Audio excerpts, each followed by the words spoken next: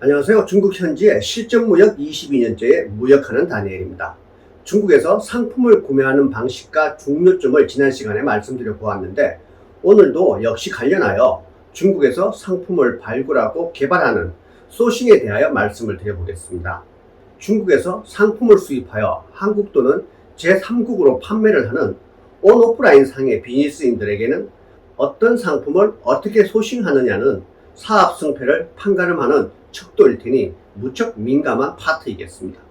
온오프라인에서 상품 판매를 하는 셀러에게 어떤 아이템을 준비하여 어떤 시점에 어떤 채널로 노출하고 판매하는 것은 사업 전체의 양상이기도 하고, 이것만큼 중요한 일도 없을 테지만 경쟁력 있는 아이템을 발굴하거나 개발하는 일은 절대 만만치가 않고, 어렵게 찾아낸 아이템도 금방 타인에게 추적을 당하거나 판매를 시작한 지 얼마 되지 않아 상품의 가치가 바닥으로 곤두박질 치는 안타까운 일들은 비일비재하기도 합니다. 또한 현대인들의 소비 패턴은 설, 크리스마스, 신학기, 계절 등의 요인으로 비교적 고정적으로 순환하던 과거의 소비 트렌드와는 달리 온라인, 매스컴, 이슈, 인플루언스 등에 따라 시시각각 빠르게 변화하기도 하고, 넘쳐나는 상품으로 인해 금방 실적을 내는 성향이 뚜렷해졌으며, 각자의 개성이 존중받는 시대라 상품의 다양성도 광범위해지면서 어렵게 준비한 아이템의 수명은 과거에 비해 짧아도 너무 짧아져 있기도 합니다. 비즈니스인들에게는 판매성이 높고 팔아서 수익이 넉넉하고 오랫동안 지속 판매가 가능한 아이템을 찾는 것이 지상 목표이겠지만, 빠르게 움직이는 현대 소비자들의 소비 성향에서는 더욱 쉬운 일은 아닐 것입니다. 아이템을 개발해내기 위해서는 네이버나 쿠팡 등의 국내 커머스 플랫폼 또는 라쿠텐, 아마존 등의 해외 커머스 플랫폼에서 판매가 양호하거나 인기가 있는 제품을 그대로 인용하거나 벤치마킹하여 볼 수 있겠으며, 페이스북, 인스타그램, 유튜브, 틱톡 등의 글로벌 SNS에서 선보여지는 상품들과 리뷰를 참조하여 볼 수 있을 것입니다. 중국 소비자들의 소비력이 왕성해지고 있는 최근에는 중국의 타오바오, 샤홍수, 또우인 등의 커머스 플랫폼에서 인기를 얻은 상품들이 한국으로 건너오기도 하는 현상도 넘쳐나고 있으니 역시 참조해 볼만 하겠습니다. 아이템을 선별할 수 있는 채널은 다양하고 세상에 판매되고 있는 상품들도 풍부하지만, 어떤 상품을 나의 아이템으로 할지는 가장 우선되어야 하는 과제로 셀러 개인의 역량과 안목의 반영으로 정해져야 할 것입니다. 또한 국내뿐만 아니라 미국, 일본, 중국 등의 글로벌 커머스 플랫폼에서 식품을 제외한 대다수의 제품들이 중국 제품이라는 사실을 주목하셔야 할 것입니다. 즉, 어느 나라에서 어떤 채널로 판매를 하던 중국에서 만들어진 제품들이 상당수의 비중을 차지하고 있다는 뜻이며, 결과적으로 아이템 소싱은 중국에서 해야 한다는 결론을 도출해낼 수 있습니다. 10여 년 전부터 혹자들은 중국 제조 시대는 마감되었고 중국이 해오던 글로벌 팩토리의 역할은 베트남, 태국, 인도네시아 등의 동남아 국가들이 대신하게 될 것이라고 예측하여 왔으나, 베트남과 인접하여 있는 중국 강동성에서 매일매일 베트남을 향해 출발을 되는 원자재들의 거대한 물동량을 보면 그런 예측은 오판이었음을 실감하게 될 것입니다. 단추 한 개, 지퍼 한 개까지도 중국에서 공급되어야지만 동남아 국가에서 생산이 가능해진다면, 제가 보기엔 중국이 동남아 국가들로 생산 현장을 늘렸을 뿐인 것 같습니다.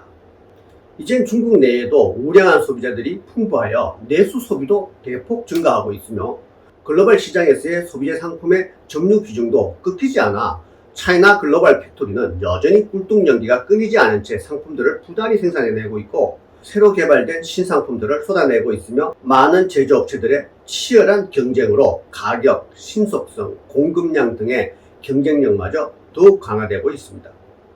중국 상품 소싱에 있어 가장 큰 장점은 다양성과 가격 경쟁력이라고 하겠습니다.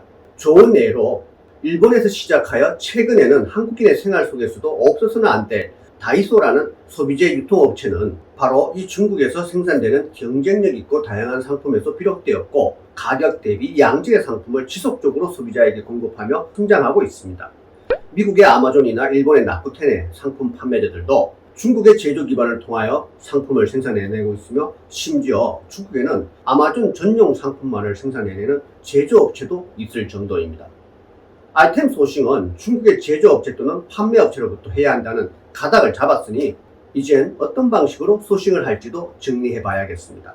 중국으로부터 상품 소싱은 크게 단순 사입 방식, 상표 부착 방식, 제조 의뢰 방식으로 구분할 수 있겠으며 보다 구체적으로 말씀드려 보겠습니다.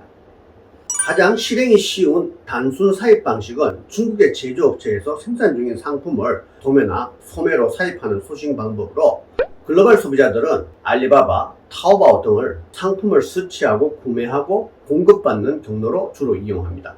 B2B 플랫폼인 알리바바, B2C 플랫폼인 타오바오 등에서 상품을 서치하는 방법은 온라인상에 많이 소개되어 있으니 참조하여 보시면 되겠습니다. 사실 소매 플랫폼인 타오바오에서 상품을 확보하는 것은 가격이 높아 경쟁력이 없어서 저는 추천드릴 생각이 없지만 한두 개의 상품도 구매가 가능하며 한국 신용카드로 결제할 수 있다는 이유로 이 채널을 이용하시는 분들이 계시던데 어차피 중국 내 배송 대행 업체에도 비용을 지불해야지만 상품을 한국까지 도착시킬 수 있다면 이런 경로를 통한 소싱 방법은 득실을 따져보셔야 할 것입니다. 차라리 에이전트의 도움을 받아 알리바바의 제조업체나 대형 공급업체에서 제공하는 저렴한 가격과 에이전트의 금품 서비스 등을 활용하는 것이 월등히 더 큰 경쟁력이 될 것입니다.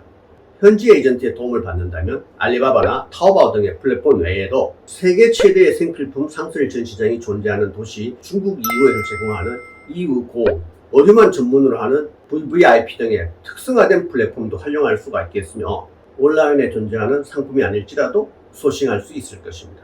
단순 사입 방식에서 보다 진화한 상표 부착 방식의 소싱 방법은 중국에서 생산되는 상품에 구매자의 로고를 부착하는 형식으로 프라이빗 라벨링의 이니셜을 따서 PL 방식 소싱이라고 합니다. 상품의 지속적 판매에 자신감이 있거나 한 개 상품을 다량 구매할 시에 적용되는 소싱 방법으로 판매를 하며 브랜드의 인지도를 구축하고 브랜드가 없는 상품에 비해 판매에 우위를 차지하는 이점이 있습니다. 이미 유행되고 있는 상품이거나 유명 브랜드에서 히트를 친 상품을 중국의 제조업체들은 자이든 타이든 앞다투어 유사하거나 진화된 형태로 개발하여 양산에 들어가는데 이때 동성하여 그 상품의 구매자의 브랜드를 찍어줄 것을 요구할 수도 있으며 또는 제조업체에서 이미 양산하여 판매 중인 상품에 색상이나 포장을 교체하여 독자적인 브랜드가 부착되도록 할 수도 있습니다. 브랜드 부착 방식은 스티커, 실크스크린, 레이저 인쇄, 종이 인쇄물 등의 여러 방식이 있겠으며 이는 제품의 형태와 재질에 따라 제각기 달리 적용되어야 하겠습니다. 이렇게 동일한 제품에 브랜드만 달리 부착된 제품은 아마존이나 라쿠텐 등에서도 쉽게 발견할 수 있고 브랜딩 작업을 한 제품이 그렇지 않은 제품보다는 판매 가격이 조금 더 높으며 판매량도 비교적 높은 것을 확인하실 수 있을 것입니다.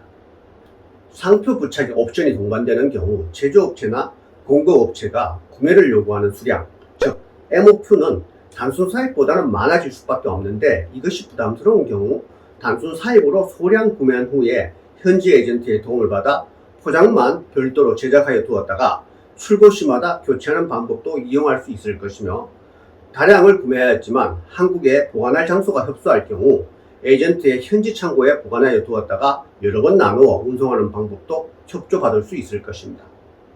상품 소싱 중 가장 큰 난이도를 가진 것은 중국의 제조업체에 내가 원하는 형태와 기능으로 생산을 의뢰하는 것입니다.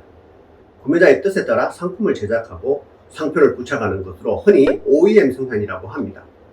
구매자가 상품 디자인을 제공하고 안 하고에 따라 OEM과 ODM으로 나누기도 하던데 OEM으로 포괄해도 무관할 듯 합니다. 누구도 갖지 못한 형태와 기능을 가진 나만의 고유한 아이템이라면 당분간은 경쟁자 없이 판매를 확대할 수 있으며 시장에서의 입지 확보와 브랜드 가치도를 올리는 데 큰 도움이 될 수 있습니다. 온라인 광고와 인스타그램이나 페이스북 등에 자금을 투입하여 겨우 상품의 인지도를 끌어올려두면 단시간 내 누군가가 동일한 상품을 가져와 조금 더 저렴하게 팔면서 시간과 작업을 투입해 구축해둔 영역으로 침범해 들어오는 경우를 흔히 접해보셨겠지만 OEM 제조로 최소한 이런 빈정상하고 의욕이 저하되는 꼴은 극복할 수 있게 될 것입니다. 하지만 OEM 생산은 실패하면 투자된 자금의 횟수는커녕 많은 재고를 떠안아야 하는 리스크가 내재하기 때문에 OEM 제조를 하기 위해서는 소비시장의 흐름과 성향을 잘 분석하고 예측할 수 있어야 하며 소비자의 의견과 반응을 충분히 수렴하여 심도 있게 계획하고 준비해야만 합니다. 또한 OEM 생산은 제조사에서 요구하는 MOQ가 적지 않을 것이며 새로운 형태로 찍어내고자 한다면 검명비 등의 개발 비용과 짧지 않은 시간을 투입해야 한다는 것도 부담이 될 것입니다. 또한 제조업체와 생산 계획을 세우고 계약을 맺고 생산 과정을 관리하고 제품의 검품, 상표와 제품의 특허 신청, 그 외 과정 중 발생될 수 있는 많은 문제들의 처리 등등 여러 부분에서 섬세한 관심과 세심한 작업들이 수행되어야 하니 유능한 에이전트의 전문가적인 활약이 반드시 수반되어야 할 것입니다. 현대의 비즈니스인들은 변화무쌍하게 움직이는 소비자들의 트렌드와 시대의 주류를 항상 예의주시하며 민감히 대응하여야겠으며 이에 따라 상품의 소신과 교체도 남달리 신속하여야만 하겠습니다. 이를 위해 세계의 공장이자 세계의 창고인 중국에서의 상품 소싱을 얼마나 효과적으로 활용하느냐는 사업 승패에서 아주 중요한 포인트일 것입니다. 오늘은 상품 소싱에 대해 말씀드려 보았습니다. 다른 주제로 곧 찾아뵙겠습니다. 무역하는 다니엘이었습니다.